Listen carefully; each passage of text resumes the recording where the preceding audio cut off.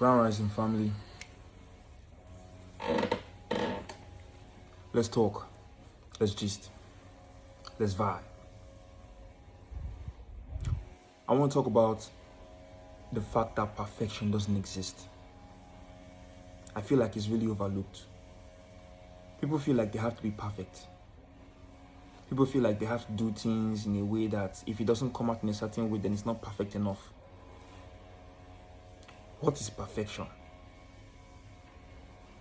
You look at society today, everybody wants to be perfect in their own way. Everybody wants the best house, the best car, the best clothes, from the best brands. Everybody wants the best for themselves. That's not a bad thing. But when it becomes like a standard that we have to acclimate ourselves to, then it's a problem.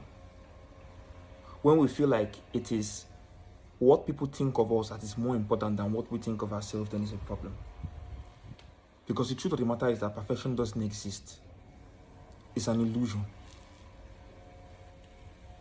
In the Bible, we are told several times in several verses how God is love and how we should strive to show love to others. Love your neighbor as yourself. If all of us should embody the frequency of love, because love is a frequency, emotions are all frequencies. That's why somebody can be in a good mood, and when somebody upset that person, the person gets in a bad mood. It's a frequency and it's contagious. So meaning, just like the way a disease is contagious, energy in form of emotions is contagious. So if you are around someone who's sad for a very long time, you become sad too. If you're around someone who's happy for no reason, you become happy too. For no reason. It's contagious. Energy is contagious. So when we put ourselves on that pedestal of perfection, when we want everything that we do to come out in a certain way, we want people to see us in a certain way, then you're trying too hard. You're falling for the illusion. Because the only thing that is above love is authenticity. Remember when we talk about the chakra system, we talk about the basic 7, but we live in a 15-dimensional matrix that there's a lot more involved than meets the eye.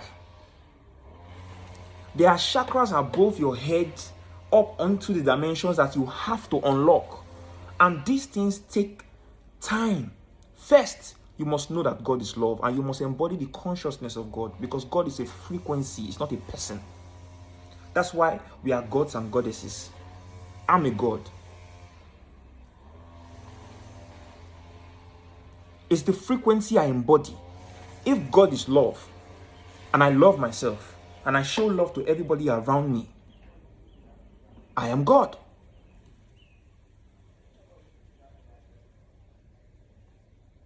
Follow what I'm saying. It's not coming from an egotistical standpoint. It's not a thing of pride. Now, remember how I told you the emotions are frequencies. We have low frequencies and we have high frequencies. The highest of the frequencies is love. That's why it is God. That's why it is a consciousness that you should embody. And when you embody that, you are a representative of source. You are God. But when someone is now hooked on a low frequency, does that mean that person is of the devil? Let's say an emotion like envy, jealousy, anger. All these are emotions. If God is love, what are the other emotions? It's a question. If God is love, what are the other emotions? It's simple. If God is love, then the ego is the devil. Because the ego makes you feel like you know it all. The ego makes you feel like there's nothing new to learn. But we know that nobody knows it all. We know that we are in a constant state of evolution. We are learning, we are growing, we are changing, we are adapting. So anybody who says, I'm done growing and I'm done adapting, that's a death sentence. Because then the person assumes he knows it all, he assumes you cannot correct him or her, and then that person goes ahead to make mistakes, which brings about his demise.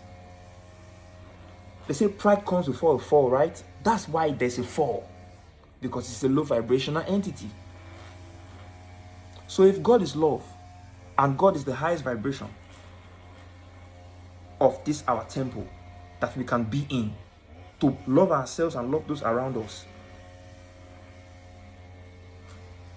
then we should make sure we do not fall for the tricks of the other entities masking as emotions that are low vibrational.